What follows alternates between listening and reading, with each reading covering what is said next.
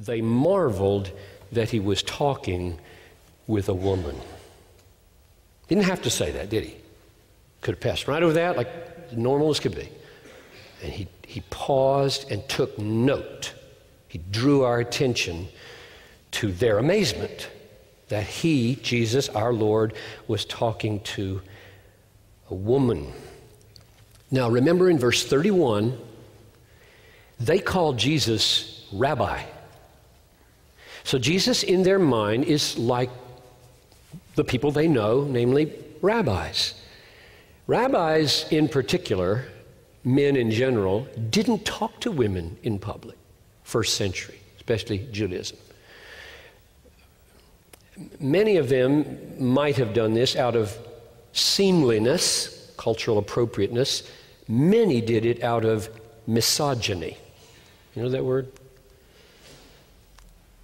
Deep distrust, disrespect, dislike of women. In its worst form, we saw it this week, right? George Sodini killed 3 women in an LA fitness gym in Pittsburgh, just outside Pittsburgh. This is what he wrote in his journal. He wounded 10, killed 3. Just opened fire on a women's exercise class. His diary. No girlfriend since 1984. Who knows why? I'm not ugly or too weird. No sex since July 1990 either. I was 29. Over 18 years ago. I actually look good. I dress good. I'm clean shaven, bathe, touch of cologne. Yet 30 million women rejected me over an 18 or 25 year period. And he hated women. And he killed indiscriminately. 3 of them, and I don't know how seriously the other 10 are hurt. His disgust falls across all women, and he kills.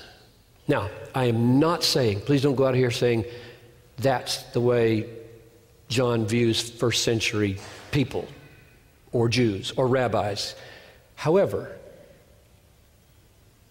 he was an extreme pathological case of something real in all cultures. Women were not taught the Torah in Judaism, and they were not treated in general with respect, tenderness, appreciation. Jesus treated women differently, and John wants to draw your attention to that. Jesus treated women differently. His mother, these are just illustrations that you could go read about. His mother, Mary Magdalene, the woman bent over for 18 years, the Syrophoenician woman, Mary and Martha, the widow with 2 coins, and others. And the main point that flows out of all of his interaction with women is God created man, male and female. In his own image, he created them of equal value and equal dignity with differing, complementary, honorable roles. And he put in motion, in his coming and in his cross and in his speech and in his behavior, he put in motion a reversal of the fall. And what the fall did, this horrific corruption that has come into female hearts and male hearts. We are male and female, fallen and corrupt and sinful. And the form it takes since the fall is that women are inclined by sin to be either helplessly coquettish or brashly domineering. And men are inclined by the fall to be either timidly passive or harsh and demanding. Sin could distort in either direction, male or female. And what Jesus did was set in motion a healing of those sins, whether it's on the passivity side or the ugly, aggressive side of male or female. Wherever Christianity has become deeply rooted in a culture, treatment of women has improved manifestly. I don't know if you saw the horrific film the stoning of Sariah M. For your own sake, I hope you didn't, because it is the worst thing I've ever seen in my life. And to my dismay, I took my wife to see it because they were showing it to pastors. And it's not sexy. It's just the most violent, horrible thing I've ever seen, worse than the Passion of the Christ, which I am glad I watched. What that movie is intended to do and did is give us a glimpse of the dismal plight of millions of women today, hidden away in cultures around the world where Jesus is not known or trusted or followed. It is a horrific, dismal plight. The stoning of Sariah M. Wherever his gospel has gone, wherever his word has gone and taken root and begun to hold sway, men treat women with respect. They take humble, courageous initiative to protect women.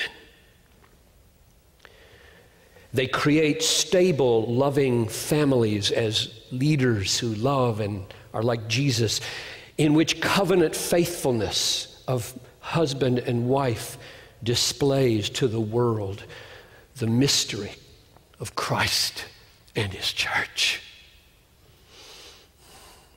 I read C.S. Lewis 2 weeks ago, who said, the ideal marriage is one that's most like a crucifixion, meaning the husband dies for her. That is unspeakably revolutionary in every culture, including ours.